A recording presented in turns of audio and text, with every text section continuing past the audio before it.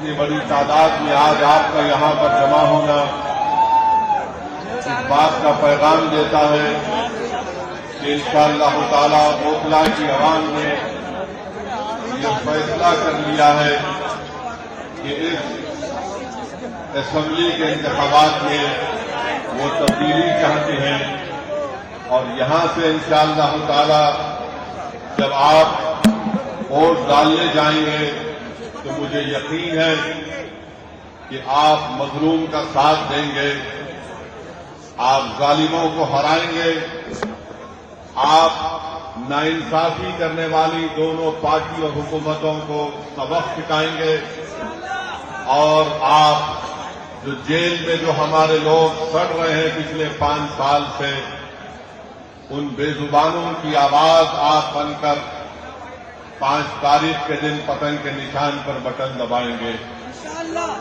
मेरे अजीज दोस्तों और बुजुर्गों, मेरी इज्जतदार मां और बहनों,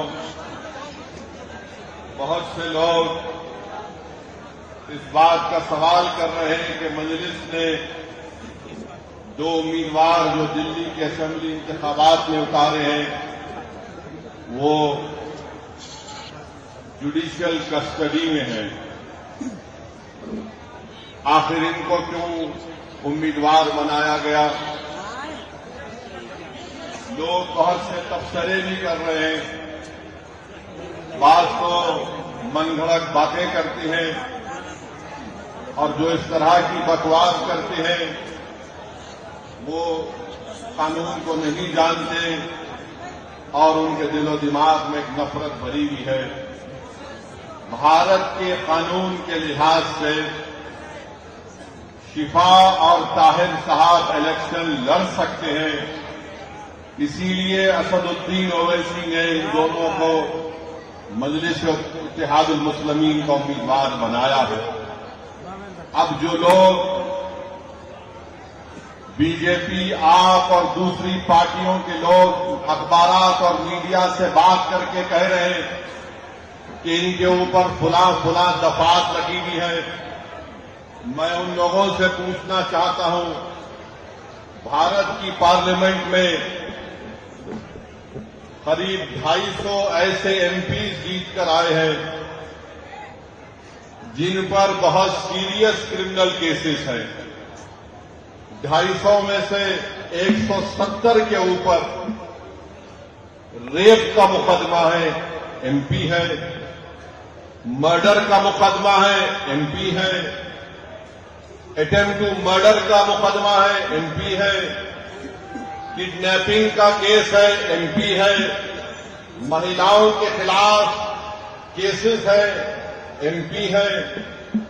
इसमें बीजेपी के करीब 94 जीतने वाले कैंडिडेट्स के ऊपर क्रिमिनल केसेस हैं, जिसमें से 63 के ऊपर सीरियस क्रिमिनल केसेस हैं। तो ये लोग जो वो बकवास कर रहे हैं, कांग्रेस पार्टी के 32 एमपीज के ऊपर सीरियस क्रिमिनल केसेस हैं, समाजवादी के 17 के ऊपर सीरियस क्रिमिनल केसेस हैं, शिवसेना के करीब 4 एमपीज के ऊपर क्रिमिनल केसेस हैं।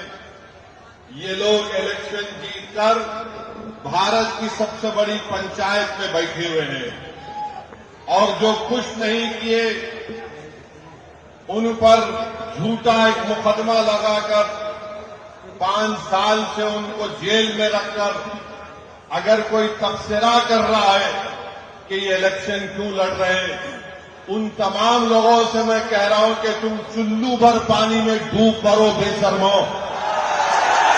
भारत की पार्लियामेंट में इतने एमपी जीत कर आ रहे हैं कि एक पार्टी के एमपी के ऊपर सीरियस क्रिमिनल केसेस हैं।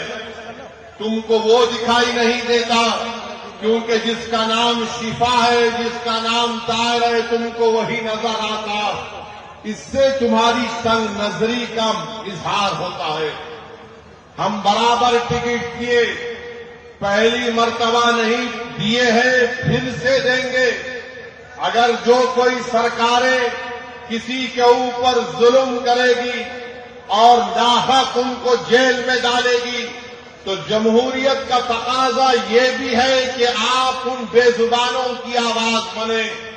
मजलिस ने कोई गुनाह नहीं किया, बल्कि मजलिस ने अच्छा काम किया। और अगर कोई मुझे पूछेगा क्या कह रहे हो, तो क्या जॉर्ज फर्नांडिस के ऊपर बड़ौदा डायनेमाइट केस नहीं बुक हुआ था?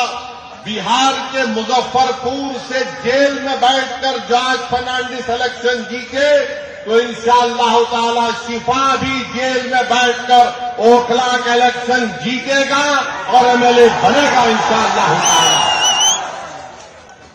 अब आप बताइए कि जो 5 साल से जेल में है, ना कोर्ट में कार्रवाई चलती है, ना मुकदमा खत्म होता है, ना विटनेसेस का एग्जामिनेशन होता है, मगर प्रोसेस एक पनिशमेंट बना दिया गया।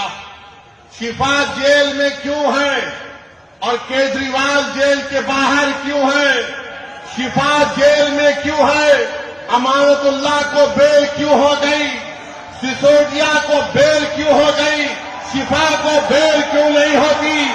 जैन को बेल हो जाती है, ताहिर हुसैन को बेल नहीं होती है।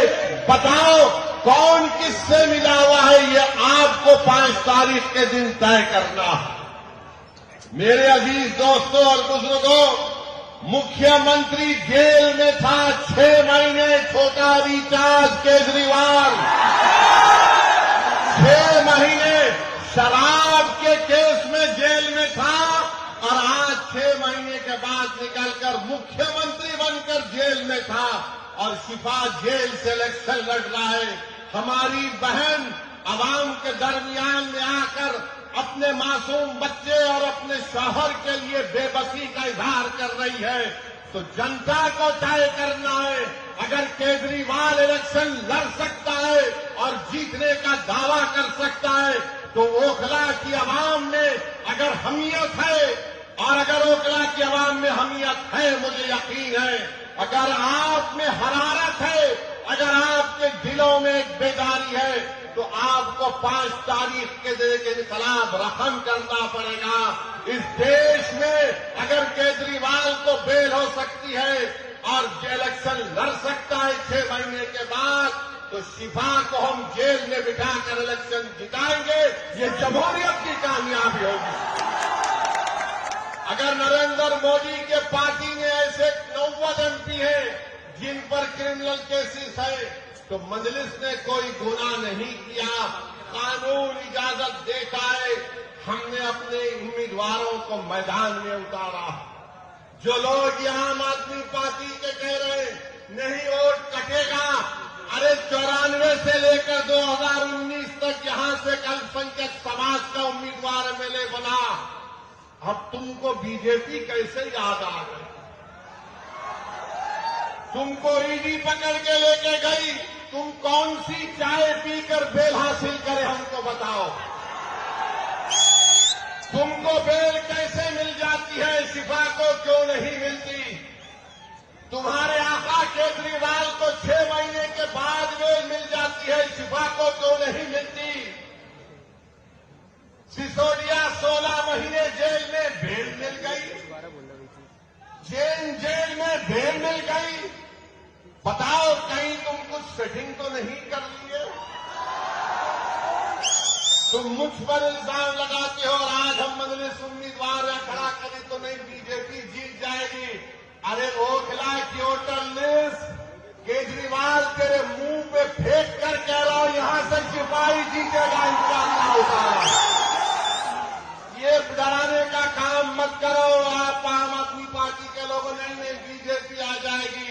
मुझे मालूम है कि तुम्हारे दिल में डर पैदा हो गया है। तुमको नजर आ रहा है तुम्हारी नाकामी जो इंशाअल्लाह हकीकत में तब्दील होगी। लोग बोल रहे हैं और मैंने खुद देख रहा है, 5 साल पहले भी मैं आपके दरमियान में आया था और आज भी आया हूं। ओखला में कोई डेवलपमेंट, विकास, तरक्की नजर नहीं आती। केजरीवाल, मैं तुझको चैलेंज कर रहा हूं, सुबह आ जा इस रोड पर, तू यहां ठहर के बोल।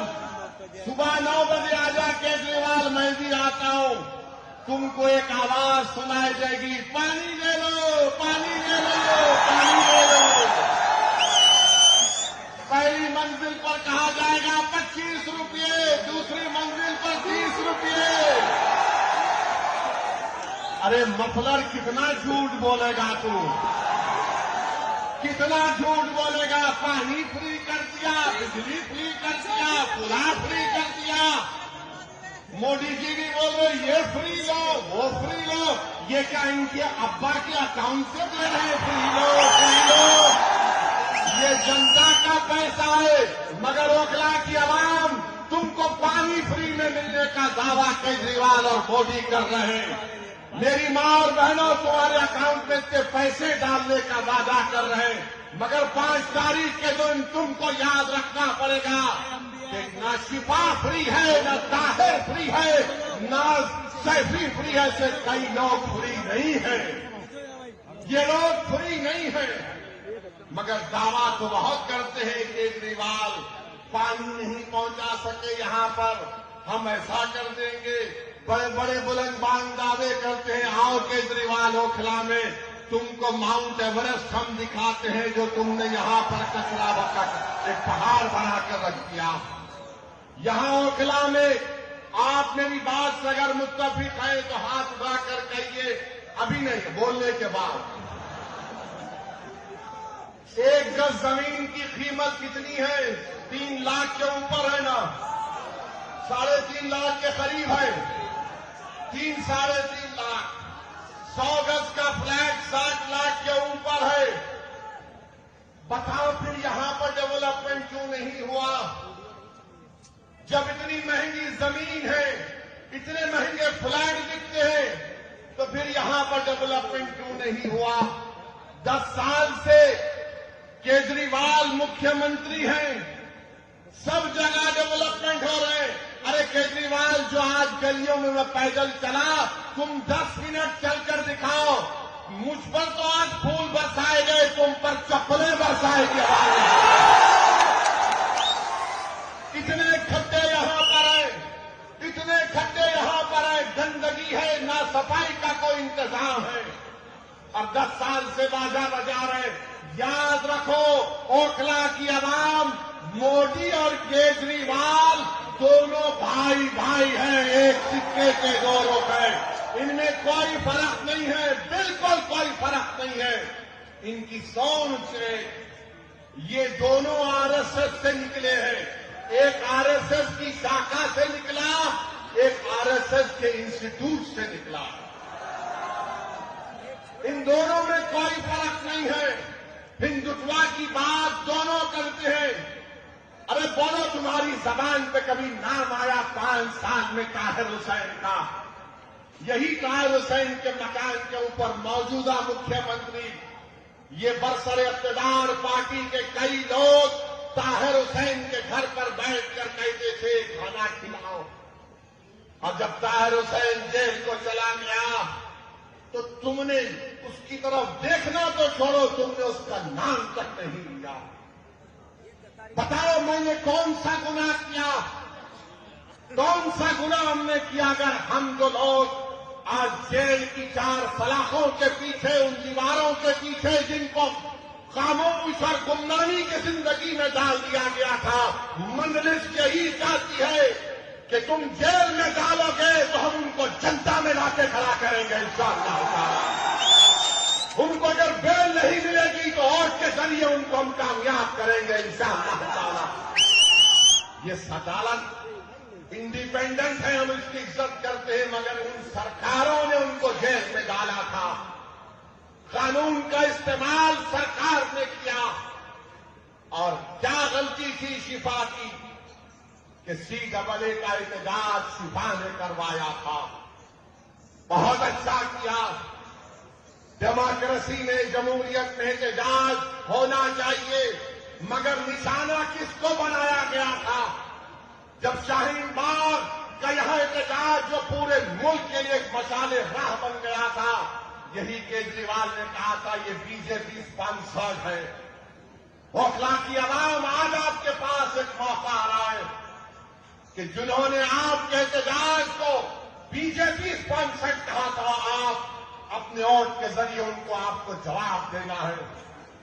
जब कोविड में तबलीगी जमात के मरकज को ताला लगा दिया गया तो सबसे पहले सुपर स्प्रेडर का नाम तबलीगी जमात को देने वाला कौन था? यही केजरीवाल की सरकार थी, यही केजरीवाल की सरकार थी। जो बाद में अल्लाह ने दिखा दिया कि सब झूठ था, मरकज को बंद कर दिया गया। मेरे अजीज दोस्तों और बुजुर्गों, ये ओखला है जहां पर डॉक्टर जाकिर हुसैन ने अपनी आखिरी सांस ली। ये ओखला है जहां पर गांधी आए। ये ओखला है जहां पर बड़े बड़े जंगल